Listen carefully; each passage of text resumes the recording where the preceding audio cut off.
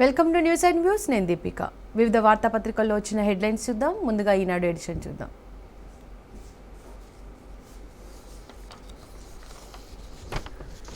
రాష్ట్రపతికి కాల పరిమితులు నిర్దేశించొచ్చా? ఆ అధికారం సుప్రీంకోర్టుకు ఉందా? గవర్నర్ల అధికారాలను నియంత్రించొచ్చా? సర్వోన్నత న్యాయస్థానానికి 14 ప్రశ్నలు సంధించిన రాష్ట్రపతి. ఆ 14 ప్రశ్నలు ఏంటో చూద్దాం. రాష్ట్ర శాసనసభలు పంపిన బిల్లుల ఆమోదానికి సంబంధించి గవర్నర్లు రాష్ట్రపతికి కాల పరిమితులు విధిస్తూ ఇటీవల సుప్రీంకోర్టు వెలువరించిన సంచలన తీర్పునకు సంబంధించి మరో కీలక పరిణామం చోటు చేసుకుంది. రాష్ట్రపతి గవర్నర్లకు రాజ్యాంగబద్ధంగా సంక్రమించిన అధికారాలను సర్వోన్నత న్యాయస్థానం కట్టడి చేయడంపై రాష్ట్రపతి ద్రౌపది ముర్ము ప్రశ్నలు లేవనెత్తారు. రాజ్యాంగంలోని అధికరణం 143 క్లాజ్ 1 కింద 14 ప్రశ్నలను సుప్రీంకోర్టుకు సంధించి న్యాయ సలహా కోరారు. ఏదైనా ప్రజాభిప్రాయం ముఖ్యం అన్న అంశంపై 143 క్లాజ్ 1 ప్రకారం సుప్రీంకోర్టు నుండి న్యాయ సలహా కోరే అధికారం రాష్ట్రపతికి ఉంది. ఈ ప్రశ్నలపై సుప్రీంకోర్టు రాజ్యాంగ ధర్మాసనాన్ని ఏర్పాటు చేసే అవకాశం ఉంది. రాష్ట్రపతి లేవనెత్తిన ప్రశ్నలు ఇవే. రాజ్యాంగంలోని అధికరణం 200 కింద బిల్లు సమర్పించినప్పుడు గవర్నర్ ముందున్న రాజ్యాంగ ప్రత్యామ్నాయాలేమిటి?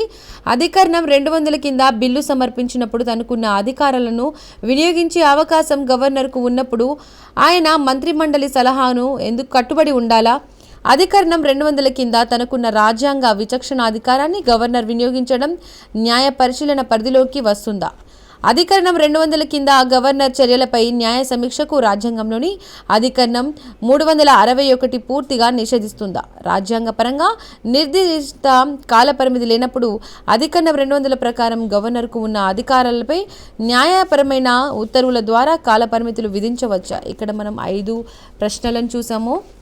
ఎందుకు ప్రశ్నించారంటే తమిళనాడు శాసనసభ ఆమోదం తెలిపిన 10 బిల్లులను ఆ రాష్ట్ర గవర్నర్ ఆర్ఎన్ రవి ఆమోదించకుండా తన వద్ద ఉంచుకోవడం సరికాదని గత నెల 8న సుప్రీంకోర్టు తీర్పునిచ్చింది. 415 పేజీల తీర్పును వెలువరించిన సర్వోన్నత న్యాయస్థానం రాష్ట్రాలు పంపే బిల్లులను రాష్ట్రపతి గవర్నర్ గరిష్టంగా 3 నెలల్లోగా ఆమోదించకుండా లేదంటే తిప్పి పంపించడమో చేయాలి. బిల్లులను వెనక్కి పంపితే ఎందుకు అలా చేశారనే కారణాలు కూడా చెప్పాలని పేర్కొంది. గవర్నర్లు బిల్లులపై జాప్యం చేస్తుంటే సుప్రీంకోర్టును ఆశ్రయించవచ్చని రాష్ట్రాలకు స్పష్టం చేసింది. గవర్నర్ నిష్క్రయత్వ పర్వం న్యాయ సమీక్ష పరిధిలోకి వస్తుందని తెలిపింది. రాజ్యాంగ అధికరణం 142 ద్వారా అటువంటి సంపూర్ణ అధికరణం సుప్రీంకోర్టుకు ఉందని వెల్లడించింది. ఈ నేపథ్యంలో 14 ప్రశ్నలను రాష్ట్రపతి సంధించారు. మరో వార్త, మూసీ రుణానికి కొర్రీలు. 3 అంశాలపై వివరాలు కోరిన కేంద్రం. ప్రపంచ బ్యాంకు అప్పు మరింత జాప్యమయ్యే అవకాశం. మూసీ రివర్ ఫ్రంట్ అభివృద్ధి ప్రాజెక్టుకు ప్రపంచ బ్యాంకు నుండి తీసుకునే రుణంపై కేంద్ర ఆర్థిక వ్యవహారాల శాఖ కొర్రీల మీద కొర్రీలు వేస్తోంది. సుమారు 6 నెలల కిందట ఈ రుణం పొందడానికి కేంద్ర గృహ పట్టణాభివృద్ధి మంత్రిత్వ శాఖ సూత్రప్రాయంగా అంగీకారం తెలిపిన విదేశీ రుణాలను అనుమతించే ఆర్థిక వ్యవహారాల శాఖ ఇటీవల కొత్త కొర్రీలు వేసినట్టు తెలిసింది.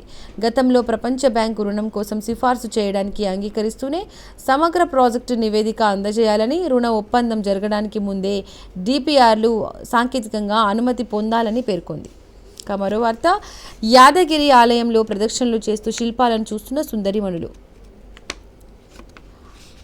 ప్రపంచ సుందరిమణుల కోసం వచ్చిన న్యూస్ ఇది. గుట్టపై బుట్టబొమ్మలు, ఇక్కత్తో మెరిసిన ముద్దుగుమ్మలు. ఆధ్యాత్మిక నగర్ యాదగిరి గుట్టలో భౌగోళిక గుర్తింపు పొందిన పోచంపల్లి ఇక్కత్ వస్త్రాల ప్రాంగణంలో ప్రపంచ సుందరి పోటీదారులు గురువారం సందడి చేశారు. స్వర్ణ తాపడాలతో మెరుస్తున్న యాదాద్రీశుడి గోపురాలు, కృష్ణశిలతో చేసిన ఆలయ ప్రాకారాలు, స్తంభోద్భవుడి చారిత్రక ఆధ్యాత్మిక వైభవాలను ఆసక్తిగా తిలకరించారు. సాంప్రదాయ పట్టు పరికిణీలు, పట్టు చీరలు ధరించి నుదుటున తిలకం పెట్టుకొని లయబద్ధంగా నడుస్తూ అఖండ దీపం వెలిగించారు. ఆలయ అర్చకులు నరసింహమూర్తి ఆధ్వర్యంలో శాస్త్రోక్తంగా పూజలు నిర్వహించారు. మరో వార్త, 200 కోట్లతో పర్యాటక క్షేత్రంగా కాళేశ్వరం. పుష్కర స్నానం చేసిన సీఎం రేవంత్ రెడ్డి. ఇక్కడ కాళేశ్వరంలోని సరస్వతి పుష్కరాల్లో దృశ్యం చూస్తున్నాం. పుష్కర స్నానం చేస్తున్న సీఎం రేవంత్ రెడ్డి, మంత్రులు పొంగులేటి శ్రీనివాసరెడ్డి, పొన్నం ప్రభాకర్, శ్రీధర్ బాబు, ఎమ్మెల్యేలు కవ్వంపల్లి సత్యనారాయణ, ఆది శ్రీనివాస్. 200 కోట్లతో పర్యాటక క్షేత్రంగా కాళేశ్వరం. మాస్టర్ ప్లాన్ సిద్ధం చేస్తే గోదావరి పుష్కరాలలోపు పనులు పూర్తి. సరస్వతి పుష్కర స్నానం అనంతరం ముఖ్యమంత్రి రేవంత్ రెడ్డి పుష్కర శోభతో పులకించిన త్రివేణి. దక్షిణ కాశీగా గొప్ప చరిత్ర కలిగిన కాళేశ్వరానికి 200 కోట్లు కేటాయించి ప్రముఖ పర్యాటక క్షేత్రంగా మారుస్తానని ముఖ్యమంత్రి రేవంత్ రెడ్డి అన్నారు. దేవాదాయ శాఖ మంత్రి సురేఖ, ముఖ్య కార్యదర్శి శైలజ రామయ్యర్లు దేవాలయ అభివృద్ధికి మాస్టర్ ప్లాన్ సిద్ధం చేస్తే 2027లో జరిగే గోదావరి పుష్కరాలలోపు పనులన్నీ పూర్తి చేస్తామని, పనులకు గ్రీన్ ఛానల్ నిధులు ఇస్తామని తెలిపారు. మరో వార్త, కంచగచ్చబౌలి భూముల్లో పచ్చదనం పునరుద్ధరించండి, లేదంటే సిఎస్ సహా 1/2 మంది అధికారులు జైలుకు పోవాల్సి ఉంటుంది. తెలంగాణ ప్రభుత్వానికి కొత్తగా నియమితులైన సిజేఐ జస్టిస్ బిఆర్ గవాయి హెచ్చరిక. కంచగచ్చబౌలి భూముల్లో నరికేసిన చెట్లను పునరుద్ధరించడానికి చర్యలు తీసుకోవాలి. కోర్టు ధిక్కరణ చర్యల నుండి తప్పించుకోవాలంటే అక్కడ అటవీని పునరుద్ధరించడం మంచిది. పరిస్థితులను కప్పిపుచ్చాలని చూస్తే కుదరదు. రాష్ట్ర ప్రభుత్వ ప్రధాన కార్యదర్శితో సహా 1/2 మంది అధికారులు అక్కడే చెరువు పక్కన ఏర్పాటు చేసే తాత్కాలిక జైలుకు పోవాల్సి వస్తుంది. వారికి జైలుకు పంపాలనుకుంటే మీ ఇష్టం అని సుప్రీంకోర్టు ప్రధాన న్యాయమూర్తి జస్టిస్ బిఆర్ గవాయి తెలంగాణ ప్రభుత్వాన్ని హెచ్చరించారు. అక్కడ 100 ఎకరాల ప్రాంతంలో ధ్వంసం చేసిన పచ్చదనాన్ని పునరుద్ధరించాలని, అందుకు సంబంధించిన ప్రణాళికను 4 వారాల్లోపు సమర్పించాలని తెలిపారు.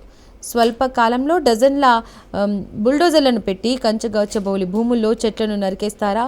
ఇదంతా ముందస్తు ప్రణాళిక ప్రకారమే జరిగినట్లు ప్రాథమికంగా కనిపిస్తోంది. 3 రోజుల వరుస సెలవులను చూసుకొని ఆ రోజుల్లో కోర్టులు అందుబాటులో ఉండవన్న విషయాన్ని సానుకూలంగా తీసుకున్నారు. మరో వార్త, చెరువుల్లో హర్ష్యాలు. 386 ఎకరాలు కబ్జా, వాటిలో భారీ ఎత్తున నిర్మాణాలు.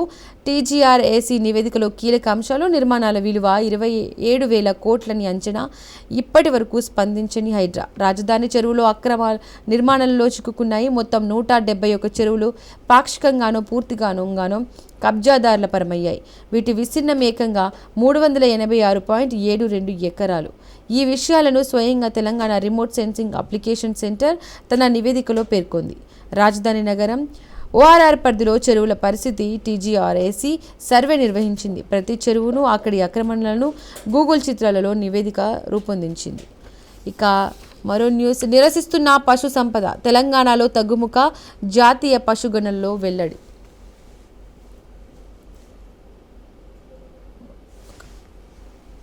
నెక్స్ట్ ఆంధ్రజ్యోతి ఎడిషన్ చూద్దాం.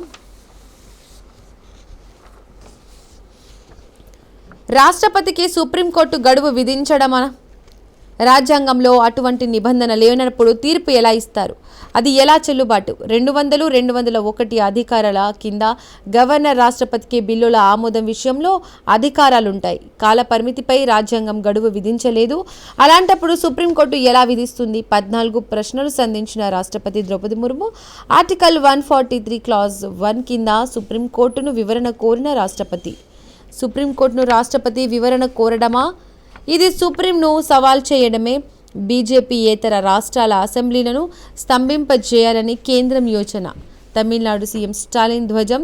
చట్టసభలను ఆమోదించిన బిల్లులపై మీకు అభ్యంతరం ఏమిటి అని అంటున్నారు స్టాలిన్.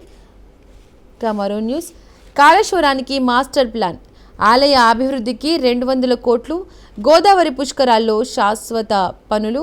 సరస్వతి పుష్కరాల్లో సీఎం రేవంత్ రెడ్డి పుష్కర స్నానం ఆచరించి ముక్తేశ్వరునికి పూజలు. వైభవంగా సరస్వతి పుష్కరాలు ప్రారంభం. మరో న్యూస్, వారాంతంలో చెట్లు నరకడంలో ఆంతర్యం ఏంటి? ముందస్తు ప్రణాళికలతోనే చేసినట్లు ఉంది. అధికారుల చర్యల్ని సమర్థించుకోవద్దు. అడవిని ఎలా పునరుద్ధరిస్తారో చెప్పండి, లేకపోతే సిఎస్ సహా అధికారులంతా జైలుకే. కంచగచ్చబౌలి భూముల కేసులో మరోసారి సుప్రీంకోర్టు ఆగ్రహం వ్యక్తం చేసింది. ఈ భూముల్లో అటవీ పునరుద్ధరణ చర్యలు చేపట్టాం, ప్రభుత్వ న్యాయవాది సింఘ్వి చెప్పారు.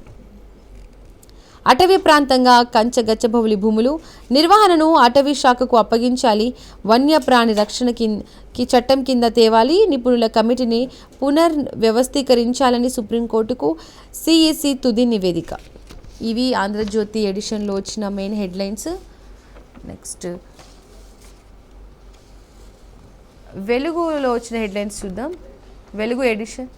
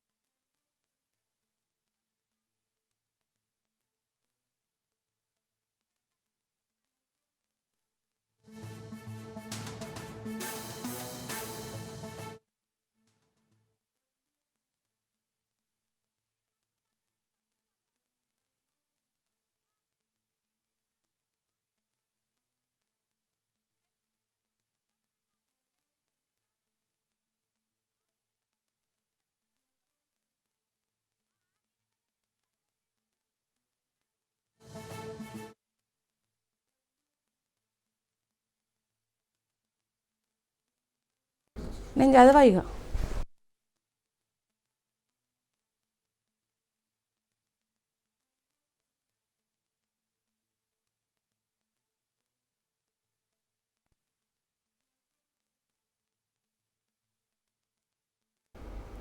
న్యూస్ అండ్ వ్యూస్లో షార్ట్ బ్రేక్ తీసుకుందాం.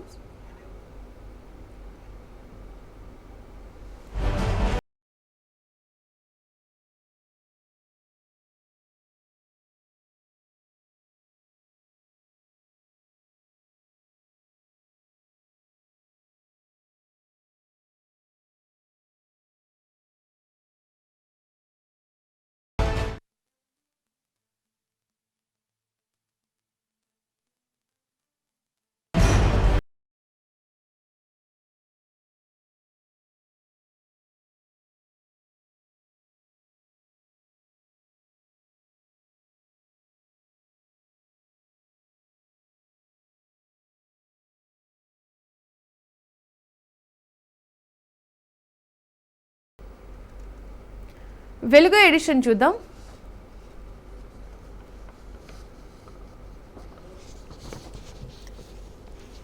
రాష్ట్రపతికి గడువు విధించవచ్చా? సుప్రీంకోర్టును న్యాయ సలహా కోరిన రాష్ట్రపతి ద్రౌపది ముర్ము రాష్ట్రాలు పంపే బిల్లులపై నిర్ణయానికి టైం లైన్ పెట్టవచ్చా? మొత్తం 14 ప్రశ్నలతో అత్యున్నత న్యాయస్థానానికి 5 పేజీల లేఖ. రాజ్యాంగంలో ఇలాంటి నిబంధనలు ఏమీ లేవని అందులో ప్రస్తావన. మరో న్యూస్. సరస్వతి పుష్కరాల నిర్వహణ గొప్ప వరం. నదులను దేవుళ్లుగా భావించే సరస్వతి మనది. సంస్కృతి సాంప్రదాయాలను కాపాడుకుందాం. కాళేశ్వరం ఆలయ అభివృద్ధి, గోదావరి పుష్కరాలకు 200 కోట్లు, ఆ ప్రాంతాన్ని పర్యాటక క్షేత్రంగా తీర్చిదిద్దుతామని వెల్లడి. కాళేశ్వరం గ్రామంలో సరస్వతి పుష్కరాలు షురు. పుష్కర స్నానం ఆచరించిన సీఎం రేవంత్ రెడ్డి 17 అడుగుల ఏకశిలా సరస్వతి విగ్రహం ఆవిష్కరణ. రాష్ట్రం ఏర్పడిన తర్వాత తొలిసారిగా సరస్వతి పుష్కరాలు తమ హయాంలో రావడం గొప్ప వరంగా భావిస్తున్నామని సీఎం రేవంత్ రెడ్డి అన్నారు. ఇలాంటి కార్యక్రమాలు నిర్వహించడం అదృష్టంగా భావిస్తున్నామని, ఈ సాంప్రదాయం భవిష్యత్తు తరాలకు అందించాల్సిన బాధ్యత అందరిపై ఉందని తెలిపారు. జయశంకర్ భూపాలపల్లి జిల్లా కాళేశ్వరం గ్రామంలో రాష్ట్ర ప్రభుత్వం ప్రతిష్టాత్మకంగా నిర్వహిస్తున్న సరస్వతి పుష్కరాలు గురువారం ప్రారంభమయ్యాయి. నెక్స్ట్ మరో న్యూస్. చెట్లు పెంచకపోతే సీఎస్ జైలుకే. కంచగచ్చబౌలి ఇష్యూలో మరోసారి సుప్రీంకోర్టు హెచ్చరిక. సీఎస్తో పాటు 1/2 డజన్ అధికారులపై చర్యలు తప్పవు. లాంగ్ వీకెండ్ను ఆసరాగా చేసుకొని ప్రీప్లాన్డ్గా చెట్లను నరికేశారు. అధికారుల తీరును సమర్థించొద్దు. సీజీఐగా జస్టిస్ గవాయ్ ఆగ్రహం. మొక్కలను పెంచుతున్నట్లు తెలిపిన ప్రభుత్వ తరపు అడ్వకేట్ స్వింగ్వి సిఈసి రిపోర్ట్కు కౌంటర్ దాఖలు. 4 వారాల టైం కావాలని విజ్ఞప్తి. జూలై 23న తదుపరి విచారణ వాయిదా. ఈ అంశంలో సంబంధం లేని పలు పిటిషన్లపై సుప్రీం అసంతృప్తి. మరో న్యూస్. భారత వస్తువును జీరో టారిఫ్కు భారత్ ఒప్పుకుంది. ఖతర్ వేదికగా ట్రంప్ సంచలన కామెంట్లు. యాపిల్ ఫోన్ల తయారీ కేంద్రం భారత్లో పెట్టొద్దని కిమ్ కుక్కు నేనే చెప్పిన. ఇండియాలో ఏదైనా అమ్మడం చాలా కష్టం. అమెరికాలో యాపిల్ ఉత్పత్తులు పెంచేందుకు అంగీకరించారు. ఇండియా పాక్ యుద్ధాన్ని నేను ఆపలేదు. సయోధ్యకు సహకరించిన. ఈ ట్రంప్ చేసిన వ్యాఖ్యలు మనం చూస్తున్నాం. అమెరికా ఉత్పత్తులపై విధించే టారిఫ్లను 0కు తగ్గించడానికి ఇండియా ఒప్పుకుంది. ఆ దేశ అధ్యక్షుడు డొనాల్డ్ ట్రంప్ సంచలన ప్రకటన చేశారు.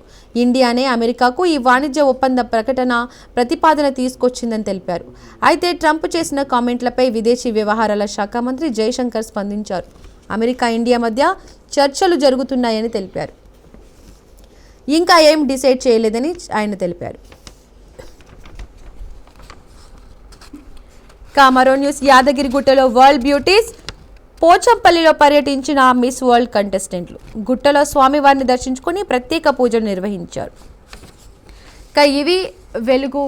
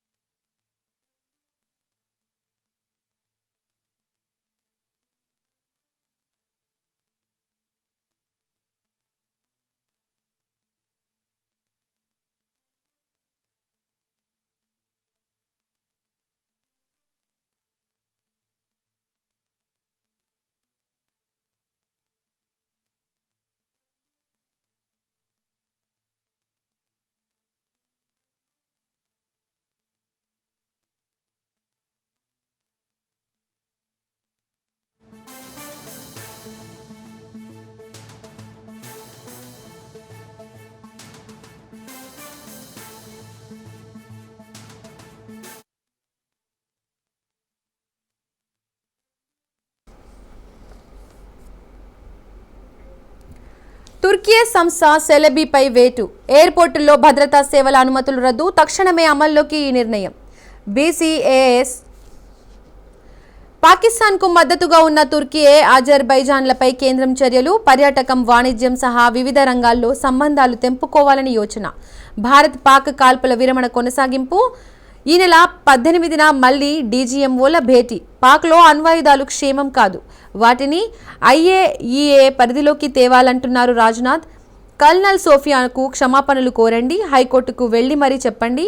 మధ్యప్రదేశ్ మంత్రి విజయ్ షాకు సుప్రీం ఆదేశం. శత్రుదేశం పాకిస్తాన్ను వెన్నుదన్నుగా నిలుస్తున్న తుర్కీపై దేశవ్యాప్తంగా నిరసనలు వ్యక్తమవుతున్న నేపథ్యంలో కేంద్రం కూడా చర్యలకు ఉపక్రమించింది. దేశంలోని ప్రధాన విమానాశ్రయాల్లో భద్రతాపరమైన సేవలను అందిస్తున్న తుర్కీకు చెందిన సెలబీ ఎయిర్పోర్ట్ సర్వీసెస్ ఇండియాపై వేటు వేసింది. ఆ సంస్థ సెక్యూరిటీ క్లియరెన్స్ను రద్దు చేస్తున్నట్లు bureau of civil aviation security గురువారం ప్రకటించింది. జాతీయ భద్రతా దృష్ట్యా తక్షణమే ఈ నిర్ణయం అమల్లోకి వస్తుందని పేర్కొంది. ఢిల్లీ, ముంబై, బెంగళూరు, హైదరాబాద్, చెన్నై, కొచ్చి, అహ్మదాబాద్, గోవా, కన్నూర్ విమానాశ్రయాల్లో Celebi Airport Services India ground handling సేవలను అందిస్తుంది. ఇక తుర్కీతో పాటు పాక్ కూడా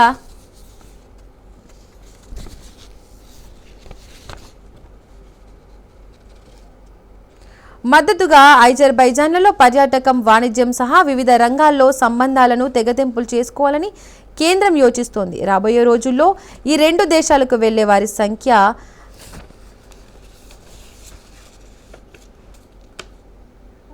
అక్కడ సినిమాల చిత్రీకరణను గణనీయంగా తగ్గిపోవాలంటూ అధికార వర్గాలు చెబుతున్నాయి. భారత్ నుండి ఏటా లక్షలాది మంది ఈ రెండు దేశాలను సమర్థిస్తున్నారు. డెస్టినేషన్ వెడ్డింగ్లు, సినిమా చిత్రీకరణలు కోట్లు ఖర్చు పెట్టి చేస్తున్నారు. ఆ దేశాలకు భారీగా ఆదాయం సమకూరుతుంది. రాబోయే రోజుల్లో ఆ దేశాల పర్యటనలకు ప్రభుత్వం సహకరించకపోవచ్చు, సినిమా షూటింగ్లు తదితరాలకు మద్దతు ఉండకపోవచ్చు అంటూ సంబంధిత వర్గాలు వెల్లడించాయి. ఇప్పటికే తుర్కీ, అజర్బైజాన్ ఉత్పత్తులు ఆ దేశాల పర్యటనలు బహిష్కరించాలంటూ సామాజిక మాధ్యమాల్లో పోస్టులు వెల్లువెత్తుతున్నాయి. వారంలో ఆ రెండు దేశాలకు భారీగా బుకింగ్లు పడిపోగా ప్రయాణాలు రద్దు చేసుకున్న వారి సంఖ్య గణనీయంగానే ఉంది. విద్యాపరమైన విషయాల్లో తుర్కీ విద్యా సంస్థలతో ఇక్కడి జేఎన్యూ సహా పలు యూనివర్సిటీలు ఒప్పందాలు రద్దు చేసుకునేందుకు చూస్తున్నాయి.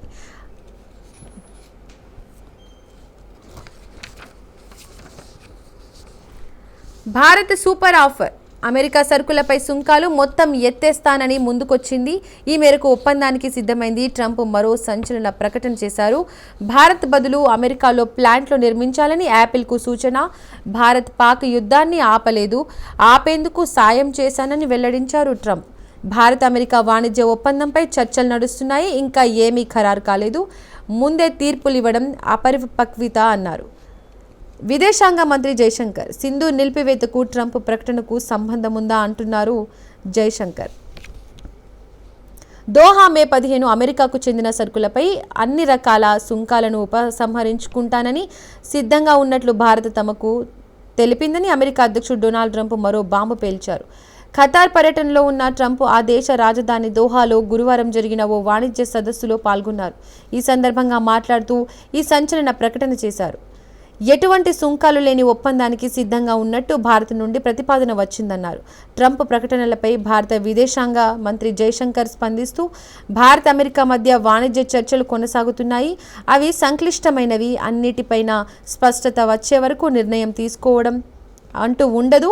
ఏ వాణిజ్య సంబంధమైన ఇరు దేశాలకు లబ్ధి చేకూరాలి. దీనిపై ముందే తీర్పులు ప్రకటించేయడం అపరిపక్వత అని అన్నారు. భారత్ సుంకాలు వేయబోదని చెప్పిందన్న ట్రంప్ ప్రకటనపై కాంగ్రెస్ ప్రధాన కార్యదర్శి జైరాం రమేష్ ఎక్స్లో పలు ప్రశ్నలు సంధించారు. కేంద్ర వాణిజ్య మంత్రి ప్రస్తుతం అమెరికాలో ఉన్నారు. ట్రంప్ ఏమో దోహా నుండి మరో భారీ ప్రకటన చేశారు. ప్రధానమంత్రి ఈ వ్యవహారంపై ఏమీ మాట్లాడడం లేదు. ఇంతకు ఆయన దేనికి అంగీకరించారు? ఆపరేషన్ సింధు నిలిపివేతకు ట్రంప్ ప్రకటనకు మధ్య ఏమైనా సంబంధం ఉందా అని పేర్కొన్నారు. మరోవైపు అమెరికాతో వాణిజ్య ఒప్పందం ఖరారు కోసం చర్చలు జరిపేందుకు కేంద్ర వాణిజ్య మంత్రి పీయూష్ గోయల్ ప్రస్తుతం అమెరికాలో ఉన్నారు. భారత ఉత్పత్తుల మీద ట్రంప్ ఇటీవల 26% సుంకం విధించి ఆ తర్వాత 90 రోజుల తాత్కాలిక మినహాయింపు ఇచ్చిన విషయం తెలిసిందే. ఈ గడువు ముగియక ముందే ఇరు దేశాల వాణిజ్య ఒప్పందాన్ని ఒక కొలిక్కి తీసుకురావాలని భారత్ ప్రయత్నిస్తోందని సంబంధిత వర్గాలు తెలిపాయి. దోహా వాణిజ్య సదస్సులో ట్రంప్ మరో వివాదాస్పద ప్రకటన చేశారు. చైనా నుండి భారత్కు ఐఫోన్ ప్లాంట్లను భారీ ఎత్తున తరలిస్తున్న యాపిల్ కంపెనీకి ఆ పని చేయవద్దని ట్రంప్ సూచించారు. యాపిల్ సీఈఓ టిమ్ కుక్తో అంతకు ముందు రోజు జరిగిన సంభాషణ వివరాలను ఈ మేరకు వెల్లడించారు. భారత్లో నిర్మించే బదులు అమెరికాలో ఐఫోన్ తయారీ ప్లాంట్లను నిర్మించాలని టిమ్కు సూచించానని, భారత్ తన అవసరాలు తాను చూసుకోగలదని చెప్పానన్నారు. ఇక మీదట అమెరికాలో యాపిల్ కంపెనీల్లో ఉత్పత్తి పెరగనుందన్నారు. అయితే భారత్లో పెట్టుబడులకు సంబంధించి తమ ప్రణాళికలపై ట్రంప్ ప్రకటన ప్రభావం ఉండబోదని యాపిల్ కంపెనీ ఉన్నతాధికారులు స్పష్టం చేసినట్లు కేంద్ర ప్రభుత్వ వర్గాలు వెల్లడించాయి. యాపిల్ ఉత్పత్తుల తయారీ ప్రధాన కేంద్రాల్లో ఒకటిగా భారత్ను చూస్తామని వారు తెలిపినట్టు పేర్కొన్నారు. భారత్ పాక్ యుద్ధం ఆపడానికి సాయపడ్డా అంటున్నారు ట్రంప్. భారత్ పాకిస్తాన్ల మధ్య యుద్ధాన్ని తానే ఆపినట్లుగా పలుమార్లు చెప్పుకున్న ట్రంప్ తాజాగా కాస్త తగ్గారు. ఇరు దేశాల సమస్యను తానే మొత్తంగా పరిష్కరించకపోయినా పరిష్కరించేందుకు సాయపడ్డానని తెలిపారు. ఖతర్లోని అల్ ఉదీద్ వైమానిక స్థావరంలో అమెరికా సైనికులను ఉద్దేశించి మాట్లాడుతూ, భారత్ పాకిస్తాన్ మధ్య పరిస్థితి రోజురోజుకి తీవ్రమవుతూ వచ్చింది. ఆ సమయంలో నేను వారితో యుద్ధం బదులు వ్యాపారం చేసుకోవాలని చెప్పాను. దానికి ఇరు దేశాలు చాలా సంతోషించాయన్నారు.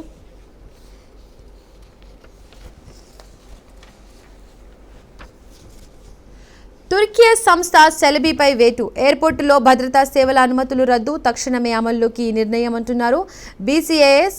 పాకిస్తాన్కు మద్దతుగా ఉన్న తుర్కీయే, అజర్బైజాన్లపై కేంద్రం చర్యలు. పర్యాటకం, వాణిజ్యం సహా వివిధ రంగాల్లో సంబంధాలు తెంపుకోవాలని యోచన.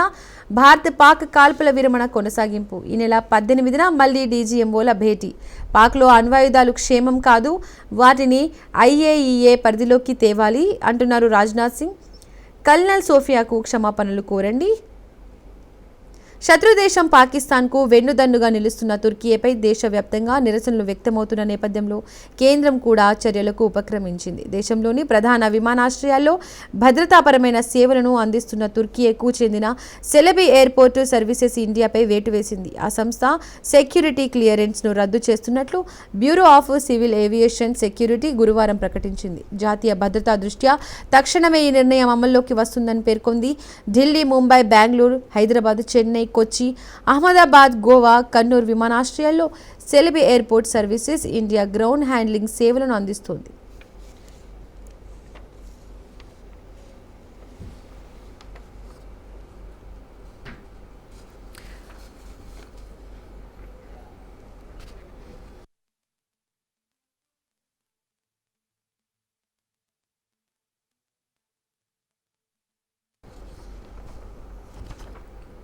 ఇక మరో న్యూస్, డబ్బులు తీసుకుంటారు, అది సాధారణంగా జరిగే పనే, నాకు మాత్రం నయా పైసా వద్దు, కాలేజీకి భవనం కట్టాలని కోరా అరబిందో ఫార్మా 4.5 కోట్లతో కట్టేందుకు ఒప్పుకుంది. మంత్రి కొండా సురేఖ వ్యాఖ్యలు ఇవి కాంగ్రెస్లో చర్చనీయాంశంగా మారాయి.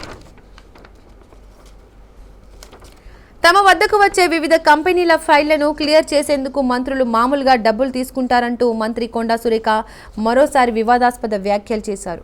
వరంగల్లోని కృష్ణ కాలనీ ప్రభుత్వ బాలికల జూనియర్ కళాశాల ఆవరణలో 5 కోట్ల సిఎస్ఆర్ నిధులతో అరబిందో ఫార్మా ఫౌండేషన్ నిర్మించిన నూతన భవనం శంకుస్థాపన కార్యక్రమంలో గురువారం ఆమె మాట్లాడారు. ఎంతో మంది బాలికలకు ఉన్నత విద్య అందిస్తున్న కాలేజీ తరగతి గదులు వర్షాకాలంలో జలమయమవుతున్నాయి. విద్యార్థినులు ఇబ్బందులు పడుతున్నారు. పాతది కూలగొట్టి కొత్త భవనం కట్టాలని కలెక్టర్ కూడా నా దృష్టికి తెచ్చారు. ఇందుకు 4,05,00,000 ఎక్కడి నుండి తేవాలో దారి తెన్ను తెలియలేదు. మరి నేను అటవీ శాఖ మంత్రిగా ఉన్నాను కాబట్టి నా దగ్గరకు కొన్ని కంపెనీల ఫైళ్లు క్లియరెన్స్ కోసం వస్తాయి. మామూలుగా అలాంటి ఫైళ్లు వచ్చినప్పుడు మంత్రులు డబ్బులు తీసుకొని క్లియర్ చేస్తాడు.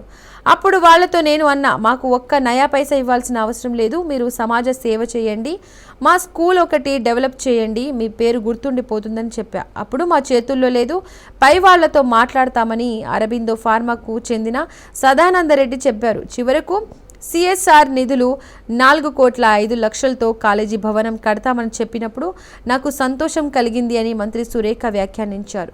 ఆ నిధులతో గ్రౌండ్ రెండంతస్తులతో 15 తరగతి గదులు, ఆడిటోరియం తరహాలో పెద్ద హాల్, 60 అధునాతన టాయిలెట్లు, నూతన ఫర్నిచర్